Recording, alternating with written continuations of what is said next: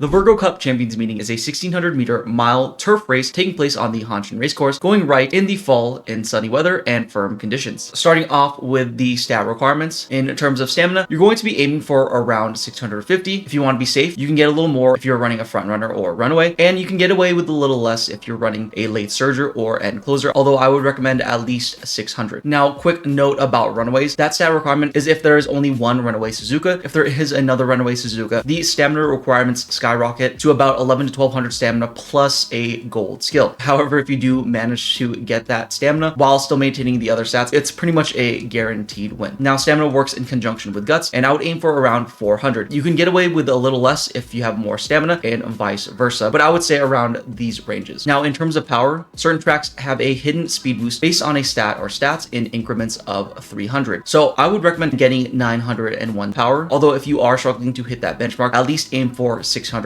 In terms of speed, you're going to be wanting to max it out or getting close to maxing it out. And for wit, I would at least minimum be at 300, although getting to around 600 is preferable. Now, in terms of general skills, you shouldn't need any stamina recovery for this, but for speed skills, there is mile corners, as well as the corners for whatever style you are running, corner adept or the gold skill professor of curvature, slipstream, tail held high, and ramp up or its gold skill it's on. I will give an honorable mention to playtimes over, which is a good skill, although if you are an end closer in last place, there is a good chance it does not trigger. Now for builds. Starting off, we have the new runaway style. For runaways, you pretty much just need angling and scheming and unrestrained. You can also build her with the core front runner build with groundwork, as the runaway skill does count as a skill for groundwork, although that isn't completely necessary. Now, I personally wouldn't recommend building one in the traditional way trying to win a race, since there are mechanics that aren't implemented yet in global that truly make her worth using. Also, if you do not build the stamina requirement and you come across another runaway Suzuka, it is pretty much an auto loss for her. But again, if you are able to build that stamina requirement, then you are in a pretty good spot. I've personally seen some very well statted runaway Suzukas who do not do too great when those stats, for example, on a front runner would dominate. However, you can make her as a counter to front runners and other runaway Suzukas by denying angling and scheming for front runners and forcing the other runaway Suzukas to have that insane stamina requirement. You do this by having a high amount of power as well as wit, and then having the mid-race skills